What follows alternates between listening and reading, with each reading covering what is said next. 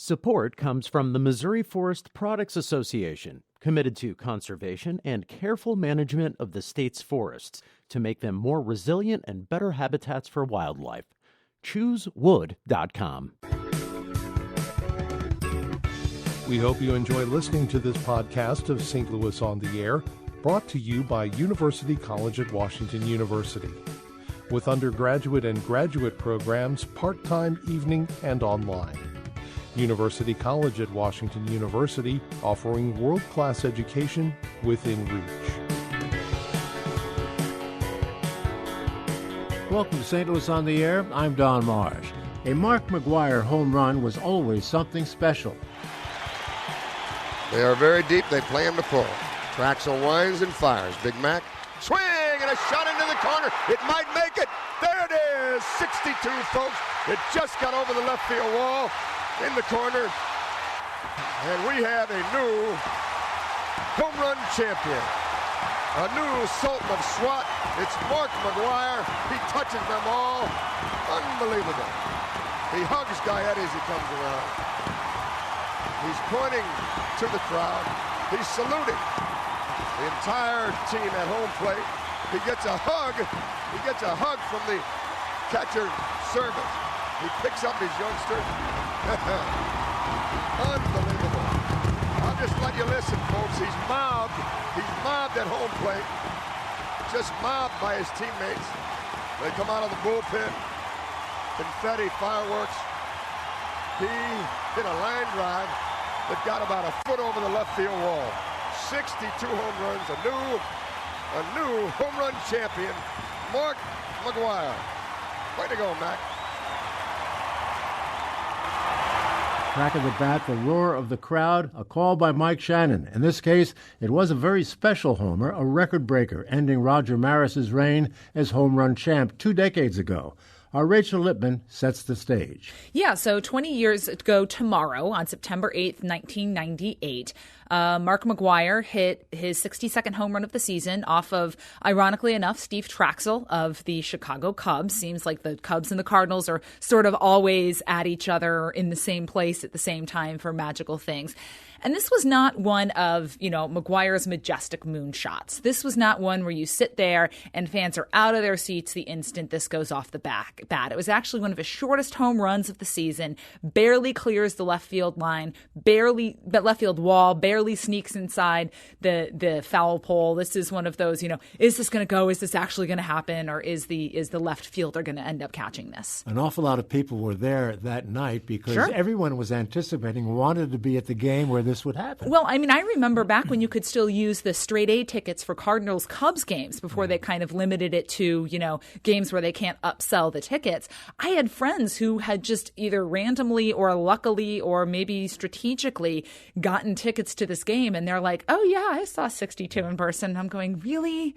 Really? But yeah, they were selling out as you got closer to that Labor Day weekend, all of the games. Everybody was hoping that they would catch the ball that broke the record. Oh, of course, yeah. And I think it ended up being a groundskeeper who picked it up because of where the home run went. It just sort of, fell over the wall, basically. You talked to people who were there. I did. What kind of reactions were they giving you 20 years later? So I talked to one fan named Jake Lampert, who had managed to get an internship in the Cardinals press office during that summer, and that had resulted in him getting a press pass that gave him access to the park for home runs 59, 60, 61, and 62. He saw 60, 61, and 62 in person, and he just remembers it being chaos. He says he couldn't see where the ball landed. He was so low, he didn't get to see it go over the fence. All he saw was the umpire doing the little, hey, circle the bases, and just complete pandemonium.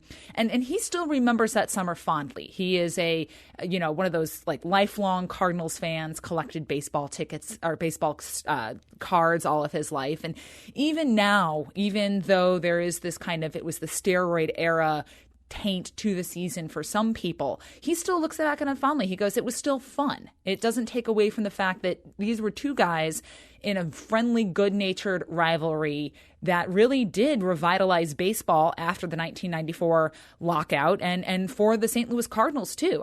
They were on the verge of missing the playoffs for, I think it was the 9th time in 11 seasons, if you don't count 1994, because there were no There was no postseason at that point, and they're still pushing 3 million in attendance. And you're talking, of course, of the rivalry between Mark McGwire and Sammy Sosa of the Cubs. Of the Cubs, of course. Again, the Cubs always kind of seem to be in these scenarios here. That was an exciting season, but you point out the performance-enhancing drug aspect of the story. That's a big part of the story, too, because not everybody was totally thrilled with the 60-second home run.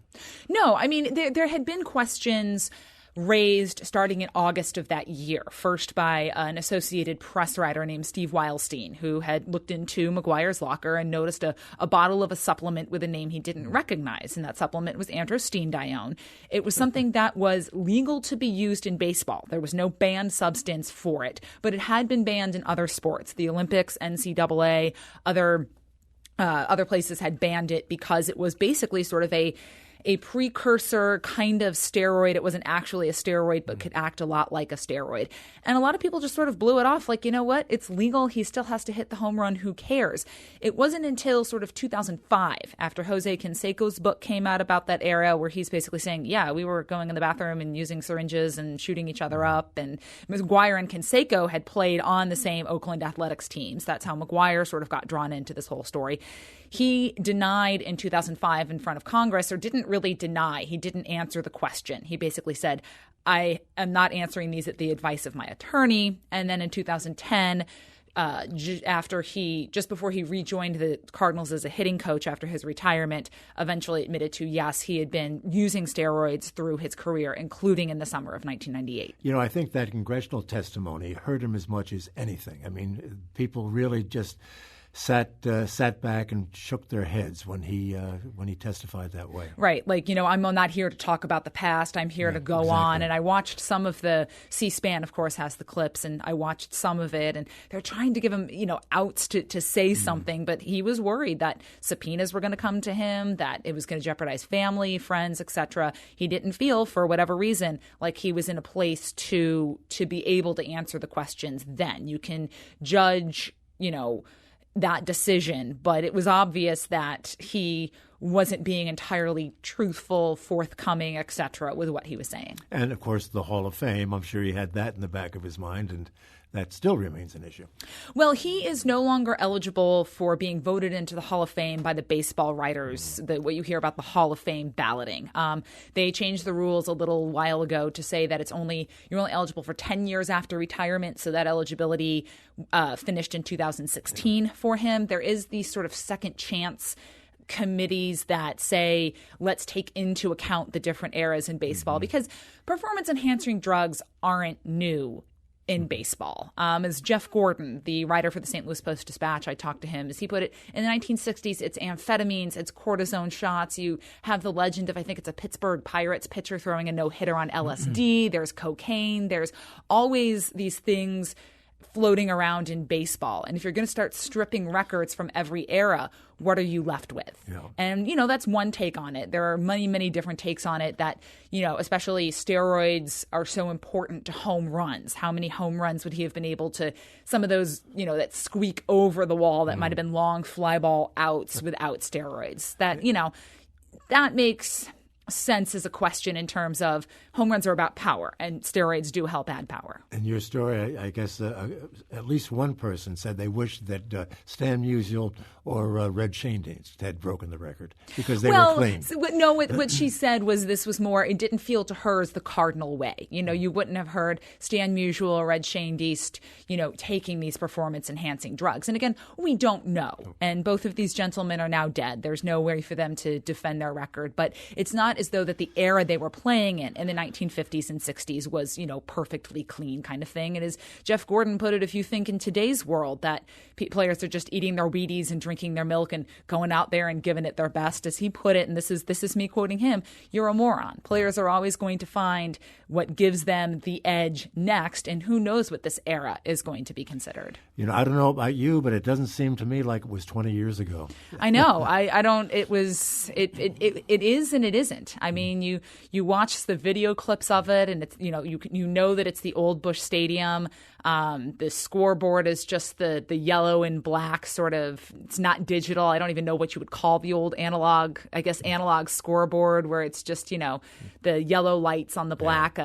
the black background. But no, it was 20 years ago, September 8th, 1998. And it may have been the season that saved baseball in a way. And definitely saved the Cardinals. I mean, I can remember going to games, and if you were there in the 7th or 8th inning and you looked at the scorecard and you looked at, the batting order and McGwire wasn't batting again, you were gone. You left. Thanks, Rachel. Of course. Thanks to Rachel Lippmann for helping us remember Mark McGwire's record-setting home run 20 years ago tomorrow. And thanks to the Cardinals Radio Network for the audio. Podcast episodes of St. Louis on the Air are available at stlpublicradio.org, or you can subscribe for free on Apple Podcasts, the new Google Podcast app, or anywhere else you get your podcasts. St. Louis on the Air is produced by Evie Hemphill with production assistance from Aaron Dorr, Charlie McDonald, and Caitlin Lally. The executive producer is Alex Hoyer. St. Louis on the Air is a production of St. Louis Public Radio, 90.7 KWMU.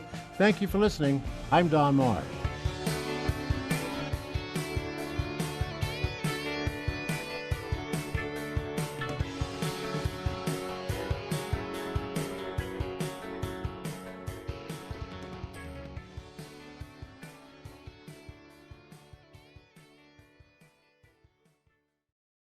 Support comes from the Missouri Forest Products Association, providing more than 41,000 jobs in the production of wood pallets, railroad ties, white oak barrels, hardwood floors, and more.